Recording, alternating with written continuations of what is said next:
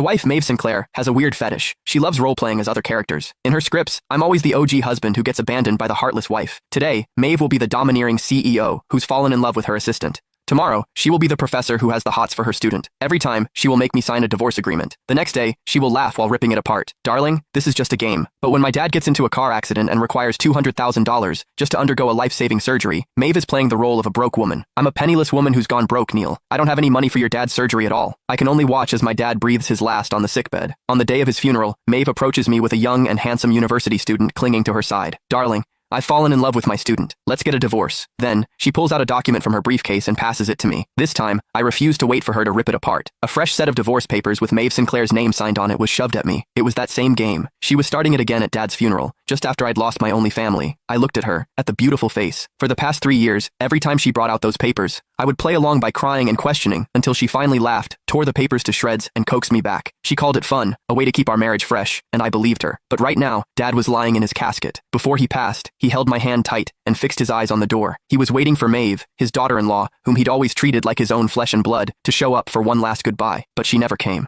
Standing before him, I gave him a farewell kiss before turning around to take the pen from Maeve. Instead of crying or screaming, I signed my name, letter by letter, under her watchful eyes. Done. Maeve froze. The breakdown she expected never happened. Instead, I stood before her, looking eerily calm. Nolan Woodward, what are you playing at now? She asked, frowning in annoyance. The young man beside her, Zane Kirk, sensed the shift in the air. He tightened his grip on her arms and said, Maeve, do you think he's just too mad? I ignored them, folded my copy of the signed agreement, and shoved it into my bag. Then, I looked her straight in the eyes and said, word for word, Maeve, the game's over. The next day I went to the courthouse, where I submitted the divorce petition, along with the signed divorce papers. The clerk looked over the papers, glanced at me, and processed everything with mechanical efficiency. When I checked my phone, the screen was flooded with missed calls and texts from Maeve. Nolan, you've had your fun, now come home. I tore up the divorce papers. Let's just pretend this never happened. How dare you hang up on me? You're getting bold, aren't you? The last text, sent 30 minutes ago, read, if you don't come back right now, don't ever come back. I immediately blocked her. I found a small apartment to rent. Once I was done cleaning it up, I started job hunting. After we got married, Maeve had insisted I quit my job to be a stay-at-home husband and a supporting actor in her pointless role-playing games. She said she loved me to her very core, which was why she wanted us to experience falling in love over and over again through different scenarios. The court summons soon reached her. When she called me, I was in the middle of a job interview. Nolan, are you out of your mind?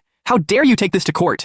I calmly walked to the end of the hallway. We signed the divorce papers, Maeve. This is just the legal process to get it done faster. Done faster? I'm telling you, you're not getting this divorce. Maeve, I cut in. My dad's dead. There was a brief silence before her voice turned cold as she continued. I know, but that was his fate. You can't take it out on me. Games are games, and reality is reality. Can't you tell the difference? You're the one who can't tell the difference. I snapped at Maeve and hung up before returning to the interview. The job was a simple administrative role.